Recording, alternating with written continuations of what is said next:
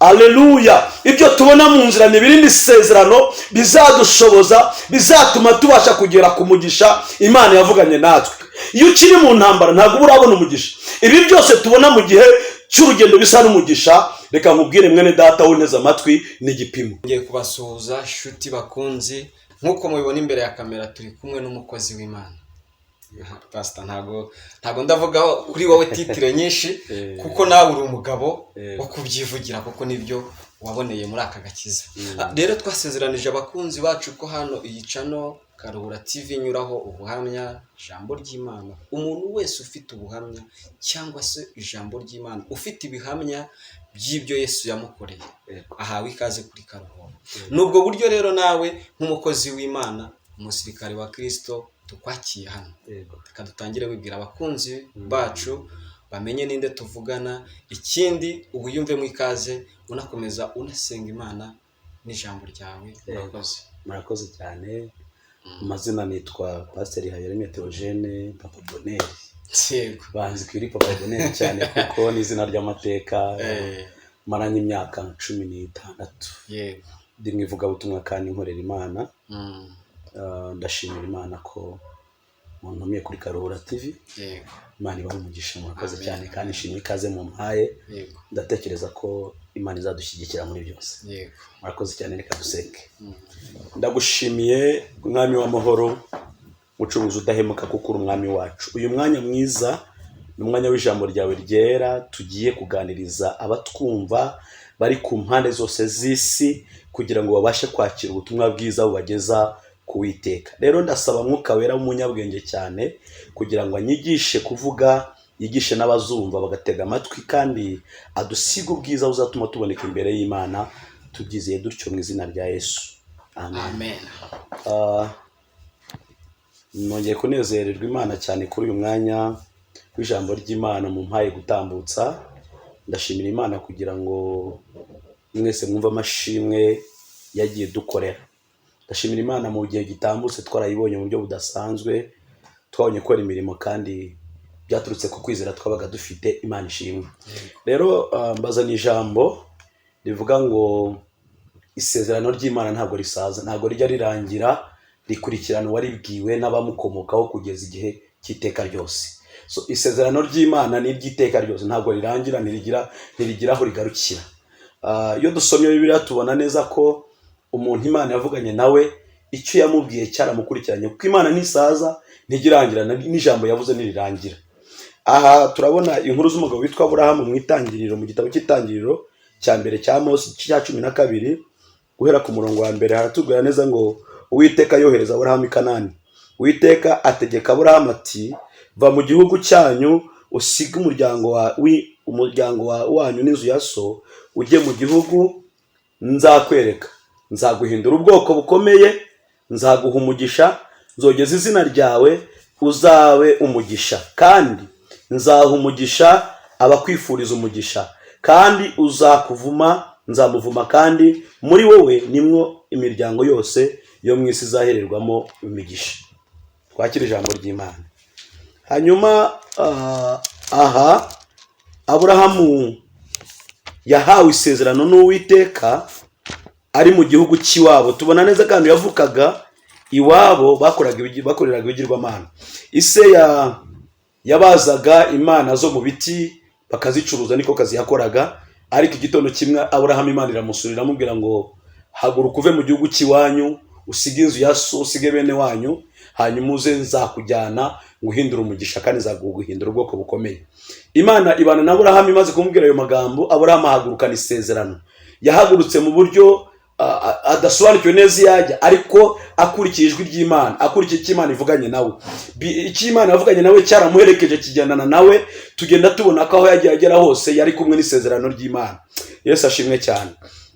Aburahamu mu gihe cye cyo kubahiriza icyo Imana yavuze n'isezerano ry'Imana no kuritega amatwi kumva, Imana yagiye imushyigikira muri byose. Tubona ko yahagurukanye nawe ikagendana nawe kugeza Imana isoje icyo yavuganye nawe. Kandi Aburahamu abyara Isaka, yibwiraga ko bwa bwoko bukomeye Imana imuvuzeho bubonetse, ariko mu kuri ntabwo ari bwo bwa bwoko bukomeye. Ndetse Isaka nawe amaze kuboneka nyuma ye habonetse abandi bana, nabwo sibwo bwoko bukomeye. Isaka nawe abyara, yabyaye Yakobo na Esawu, nabo sibwo bwoko bukomeye. Yibwira ngo Yakobo ni ubwoko bukomeye, ariko Yakobo Imana imusubiramo rya sezerano yabwiye Aburahamu, iramubwira ngo nk'uko navuganye na sogokuru wawe ngo nzabahindura ubwoko bukomeye, nawe mvuganye no kuzaguhindura ubwoko bukomeye. Yakobo abyara abana 12, ababyara azi ko ari bwo bwoko bukomeye Imana ivuze, ariko nabo sibo. Bakomeje n'urugendo rwo kugira ngo Imana isoze isezerano. Yesu ashimwe cyane. Hari ibintu Imana ikora mu nzira y'isezerano kugira ngo isoze isezerano, bigenda bikorohereza umusonga, ariko nabyita bigenda bituma winjira mu gihe cyo kugira ngo utegurirwe kwakira isezerano. Ibyo bintu rero kenshi abantu bakiri mu nzira y'agakiza, mu nzira y'urugendo, bibwira ngo ni wo mugisha Imana ivuze. Bene data, ndababwira ko utari wo mugisha Imana ivuze. Umugisha uri hirya cyane kure, kandi ibyo ugenda uhura nabyo mbere y'uko umugisha usohora ni ibisa nawe, ariko ntabwo ari umugisha. Imana avuganye nawe umugisha ntabwo igihe cyawo kiragera, ugenda ibona bya bindi bitegura umugisha. Kuko umugisha mu rugendo turimo tunyuramo, niba Imana gusezeranyije umugisha, nta wundi twasezeranyijwe bene data. Umugisha twasezeranyijwe ni ubugingo bw'iteka ryose. Ibintu tubona mu nzira nta kindi ni ibirinda isezerano. Aleluya. Ibyo tubona mu nzira ni ibirinda isezerano, bizadushoboza, bizatuma tubasha kugera ku mugisha Imana yavuganye natwe. Kuko uyu mugisha, iyo dusomye neza hano mu Byakozwe n'Intumwa igice cya 3 umurongo wa 25, haravuga ngo namwe muri abana b'abahanuzi kandi muri abisezerano Imana yasezeranije na ba sekuruza banyu, ibwira Aburahamu iti mu rubyaro rwawe nimwo imiryango yose yo mu isi izahererwamo umugisha. Ni mwebwe Imana yabanje gutumaho umugaragu wayo imaze kumuzura, kugira ngo abahe umugisha, abahindure umuntu wese ngo ave mu byaha bye. Twakira ijambo ry'Imana. Aha arabivuga neza cyane, havuga ko natwe abizera, aleluya, natwe abizera kubw'isezerano rya Aburahamu, natwe abizera tukizera umwami Yesu, turi abana ba Aburahamu, turi abahanuzi, ni twebwe tugezweho na rya sezerano Imana yabwiye Aburahamu agihaguruka. Bivuze ngo isezerano Aburahamu Imana yamuhaye ryasohoye ryari? Ryasohoye mu gihe Abayisiraheli bamaze kumara kuzerera imisozi yose, hakaboneka umwami Yesu. Turabisanga mu gitabo cy'Abagalatiya gice cya 4 umurongo wa 4. Havuga iki? Haravuze ngo Abagalatiya igice cya 4 umurongo wa 4 havuze ngo maze igihe gikwiriye gisohoye, Imana yohereza umwana wayo wabyawe n'umugore kandi wavutse atwarwa n'amategeko, ngo acungure abatwarwa nayo, biduheshe guhinduka abana b'Imana. Imana ishimwe cyane. Bivuze iki?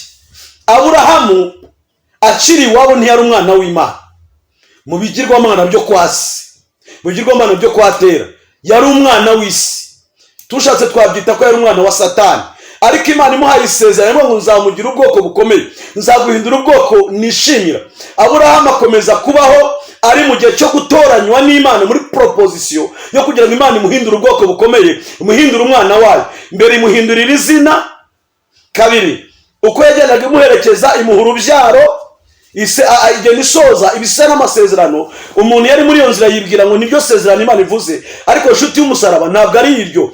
Tuzirikane ibi bintu, tuzirikane neza. Imana uko yagendaga ivugana nawe buri munsi, cyangwa se ibyasezerano yabaga iri kugenda iririnda. Iyo dusenga twebwe tuba turi kurinda isezerano. Iyo Imana yohereza ibisa n'isezerano, ibiri kurinda isezerano, irinda ijambo ryayo yavuze. Kurinda ijambo ry'Imana no kugira gute? Ni igihe Imana ikoherereza ibintu bisa n'isezerano, bigufasha kunezerwa no kuba mu isezerano, no kuba imbere y'Imana cyane. Abenshi muri isi bibwira ko ariko gusohoza kw'amasezerano kw'Imana, ariko inshuti y'umusaraba ntabwo ari ryo sezerano Imana ishaka gusohoza ku buzima bwawe.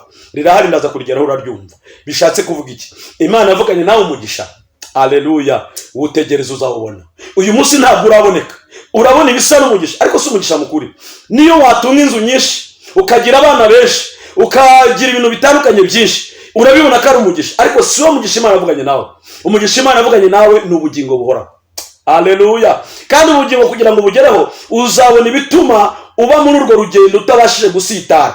Nubwo wasitazwa n'ibintu bitandukanye, kubura ibyo urya, kubura ibyo ukoresha mu buzima, Imana ikugarurira hafi utaraheranwa kugira ngo ikuzigeze ku bugingo buhoraho. Nta kintu Imana ikuzigamiye, nta kintu Imana ikurindiye, ni isezerano yaguhaye rivuga ngo ubugingo buhoraho. Aburahamu kumubwira ngo nzaguha umugisha kandi nzaguhindura ubwoko bukomeye, yahagurukanye n'iryo sezerano, ageze i Kanani yibwira ko ageze mu gihe cy'umugisha n'isezerano, ariko yari akiri mu gihe cyo kuringanirizwa kuzakira isezerano, cyo kuringanirizwa kuzakira umugisha. Akomeza aca muri byinshi bitandukanye. Iyo umuntu ageze mu mugisha mu gihe cya finali, nta yindi ntambara iboneka. Iyo ukiri mu ntambara ntabwo uba urabona umugisha. Ibi byose tubona mu gihe cy'urugendo bisa n'umugisha, reka nkubwire mwene data wuneze amatwi, ni igipimo. Ni igipimo. Imana iguha umugisha ibisa n'ibiryo cyangwa n'ubutunzi kugira ngo irebe ko wakwihangana cyangwa utakwihangana, kugira ngo irebe ko wakiranuka, kuko birashoboka ko ubushize wakiranukaga kubera ko wari umukene, wamara gukira ntihongere gukiranuka. Biranashoboka ko wakiranukaga ko wari umukire, wamara gukira ntihongere gukiranuka. Birashoboka. Hari abagwishwa n'umukene, hari n'abagwishwa n'ubutunzi. Muri ibyo byose Imana irabikora kugira ngo irebe ko wakwihangana cyangwa se utakwihangana. Bivuze iki rero mwene data? Mu bintu Imana iri kuguha ubana nabyo buri munsi, si byo sezerano Imana ikubikiye. Isezerano Imana ikubikiye yavuganye nawe n'ubugingo. Umugisha Imana ikubikiye ukomeye cyane yavuganye nawe n'ubugingo. Ndakwinginga kurinda ubugingo, kurinda isezerano, nicyo nkwingingira. Mu yandi magambo, ibindi byose ubona mu nzira ni ibituma uzagera ku bugingo, ntabwo ari byo sezerano. Ni ibituma uzagera ku isezerano ari byo ry'ubugingo, ntabwo ari byo by'ukuri byatuma uhagarara ukavuga ngo wenda ugeze mu gihe cyo gusorezwa amasezerano. Amasezerano avuganye n'Imana mu kuri aragaragara, nawe ugenda usa naho uyabona, ariko ntabwo ariyo y'ukuri, ntabwo ari yafatika. Ibyo uri kubona, ibyo wamaze kwinjiramo, ntabwo ari byo by'ukuri. Icyo ukuri gisigaye ni kimwe, kirahishwe, n'ubugingo buhoraho. Aburahamu aza kubyara abana, abyara Isaka, Isaka abyara Yakobo, Yakobo abyara abana 12. Abo bose ntabwo ryari isezerano Imana yamusezeranye, si wo mugisha, ntabwo ari umugisha, si bwo bwoko bukomeye. Bigenda bisimburana uko ibisekuruza byagiye bisimburana kugera ku gihe umwami Yesu avuka, aribyo twasomye mu Magalati y'igice cya 4 umurongo wa 4. Mu gihe cyashyizwe n'Uwiteka yohereza umwana wayo. Uyu mwana wayo ukomoka mu rubyaro rwa Aburahamu niwe mugisha, niryo sezerano Imana yari yasezeranyije Aburahamu. Haleluya. Nta wundi mugisha, ibindi byose yabonye mu nzira uko bingana kose byari igipimo cyo kugira ngo Imana irebe ko yakwihangana cyangwa atakwihangana, kandi bwari uburinzi burinda icyo bita isezerano Imana yari yasezeranyije Aburahamu. Nawe Imana yavuganye nawe byinshi. Iyo dusenga, bamwe bajya gusenga twizera ko habaho ubuhanuzi, na Bibiliya turayisoma, ugahabwa isezerano ry'Imana, Imana ikagusezeranya ikintu runaka. Iyo ikigusezeranyije ntabwo ikigwa kugira ngo uve imbere yayo, ikigwa kugira ngo ugume imbere yayo, kuko hari isezerano nyamukuru. Petero yahanuye aravuga ngo umwami Imana ntabwo atinze isezerano nkuko bamwe babitekereza, ahubwo itwihanganira twese, idashaka ko hagira n'umurimbuka, ahubwo ishaka ko twese twihane. Hari isezerano Imana ikubikiye ridasanzwe, Imana ishaka kuzageraho, ariryo yaragumye kuvuga ryitwa ubugingo. Iryo rihabwa nani? Iryo rihabwa na Yesu Kristo ukimara kwihana ibyaha byawe, ukimara kuvuka ubwa kabiri. Umuntu umaze kwizera akabatizwa agakizwa, abahawe isezerano ry'ubugingo. Iryo sezerano ry'ubugingo kugira ngo urigereho, hari ibyo uhabwa mu nzira. Mbese ni nk'umuhinzi uhagurutse ugiye guhinga, ahabwa imbuto, isuka n'ibindi bitandukanye, ndetse harimo n'impamba kugira ngo azagere ku musaruro. Uwo musaruro rero umuhinzi asabwa kuwutegereza. Ntabwo awubona mu gihe cyo kurya ari guhinga, ntabwo awubona mu gihe cyo kurya ari kubagara, ntabwo awubona mu gihe cyo kurya ari gushaka kureba ko byenda guhisha, ahubwo awubona mu gihe yasaruye, yahuye, ari gupima imyaka, amenya ibiro byavuyemo. Niwe musaruro. Imana ishimwe cyane. Uyu munsi birashoboka ko wageze ku bintu bisa n'umugisha ukibwira ngo n'umugisha wagezeho, ntabwo ari wo mugisha. Biriya wabonye ni impambi ikufasha kugira ngo uzabashe kugera ku mugisha. Ni amafaranga wabonye yo gucuruza cyane, uracuruza bigakunda, ni impambi izakugeza ku bugingo. Ni inzu wubatse nziza wayibonye umaze igihe mu bukode, ntabwo ari wo mugisha. Umugisha uri inyuma y'iyo nzu. Iyo nzu ni impamba, cyangwa se ni igipimo kigufasha kugira ngo ubashe kuzagera ku bugingo. Kubera iki? Iyo ukimara kubona inzu, Imana irakugerageje deja ngo irebe ko washobora kuba umukristo. Irebe ko washobora kuba umukristo.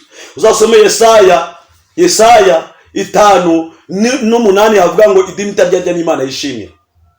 Hepfo haravuga ngo umuntu wiriza ubusa shima n'uzana abakene bameneshejwe akabacumbikira. Bivuze iki? Iyo nzu wahawe niyo kukugerageza kugira ngo Imana irebe ko wakomeza gukiranuka ufite inzu. Warakiranukaga ugikodesha. Ese no mu nzu yawe uracyakiranuka? Wabonye? Warakiranukaga utarabyara. Umaze kubyara uracyakiranuka? Imirimo wakoraga mu rusengero uracyayikora? Cyangwa abana babaye urwitwazo? Warakiranukaga ushonje? Ese no mu biryo wabonye muri stoke yuzuye ibyo kurya uracyakiranuka? Cyangwa igihe kiragera ugatangira kuvuga ngo urabona ndashonje, ibintu bisa nk'ibyo ngibyo? Ndakwingize mwene data, ibyo ni igipimo biri imbere yawe, ntabwo ari wo mugisha Imana guteguriye. Ukwiriye kurwana urugamba kugera ku bugingo. Iby'Imana yagusezeranyije ni ubugingo, nicyo gikuru. Isezerano rikuru dutegereje, umugisha mukuru dutegereje ni ubugingo buhoraho. Ndakwinginga kugira ngo uzirikane ubwo bugingo. Nsoza mu gitabo cy'Abagalatiya hamwe twasomye igice cya 4 umurongo wa nyuma 31, uravuga ngo nuko bene data ntitukiri abana b'ishoreke, ahubwo turi abana b'umugeni. Twabiheshejwe nandi? Twabiheshejwe n'isezerano Imana yahaye Aburahamu. Yasezeranije Aburahamu ko izamuha umugisha ikamuhindura ubwoko bukomeye. Muri ubwo bwoko bukomeye Imana yasoje ni ukuvuka umwami Yesu aje gucungura ubwoko bwa Aburahamu. Ubwoko bwa Aburahamu ni bane, ni twebwe. Haleluya, ni twebwe. Nta bandi b'ubwoko bwa Aburahamu, ni twe. Nkuko twasomye mu byakozwe n'intumwa, ubwoko bwa Aburahamu ni twe Imana yaronse iciye mu isezerano yahaye Aburahamu. Kuko Yesu amaze kuboneka avuka mu rubyaro rwa Aburahamu, avuka mu gisekuru cya Aburahamu, yirehereje amahanga yose. Iravuga ngo twese abarushye n'abaremerewe nimusange ndabaruhura. Tukimara kwizera umwami Yesu tugahinduka ubugingo bushya, tugahinduka ibyaremwe bishya, turi abana b'Aburahamu kubw'isezerano Imana yahaye Aburahamu. Rero ntitukiri abana b'ishoreke nkuko Bibiliya bitubwiye, kuko twizeye umwami Yesu turi abana b'umugeni. Uzirikane ko umwana w'umugeni wese ni umuraganwa na Kristo, ni umuragwa w'ubugingo. Ni utanga ubugingo ni Yesu Kristo. Yaravuze ngo ni nzira n'ukuri n'ubugingo, naho ujya kwa data ntamujyanye. Ubwo ari we nzira n'ukuri rero, ukimara kumwakira uri umunyamahirwe menshi, uzagera ku bugingo buhoraho. Ibyo ngibyo ufite mu nzira, ibyo wabonye n'ibyo utarabona, byere kugukerereza, ahubwo imbere gato ibyo ugiye gushingira ibyo byitwa ubugingo nicyo cy'ingenzi. Murakoze. Nizere ko iri jambo ribimura rikabavanaho muri rikabashyira ahandi hantu mu buryo bw'umwuka. Ndabifuriza gukizwa, ndabifuriza kurinda isezerano ry'ubugingo, ndabifuriza kwirinda kugeza mugeze ku bugingo. Imana ibagirire neza. Reka dusenge. Wowe uri kunyumva, uri imbere yanjye, uri imbere ya ikara yawe, uri imbere y'insakaza amajwi yawe na ikara, ndakunyuze kugira ngo utege amatwi, uzirikane kandi wongere wibuke. Niba ukiri mu isezerano cyangwa wararivuyemo. Abantu benshi bavanga mu isezerano n'ibyo waronse mu nzira. Shuti y'umusaraba, icyo ni igipimo kereka kuraza rwa ntambi. Oya, kereka kuraza rwa ntambi. Isezerano rikuru nirizatuma waho iteka ryose, kandi isezerano ntabwo rirangira. Isezerano riragukurikira kugeza iteka ryose, kandi niryaho bwawe n'abazagukomokaho n'abazakomoka ku bawe kugeza iteka ryose. Imana iguha umugisha nubyumvira. Ndahamya ndashidikanya ko ukimara kwakira agakiza uhawe ubugingo n'abawe kugeza iteka ryose. Imana ibaho umugisha. Murakoze, naho ubutaha. Turagushimiye mu izina rya Yesu Kristo. Nongeye gusengera abana bawe bateze amatwi kubw'ijambo ryawe, kugira ngo bagirire neza, ubasure mu buryo budasanzwe, bahabwe umugisha n'Imana, bahabwe umugisha n'ukuboko kw'Imana.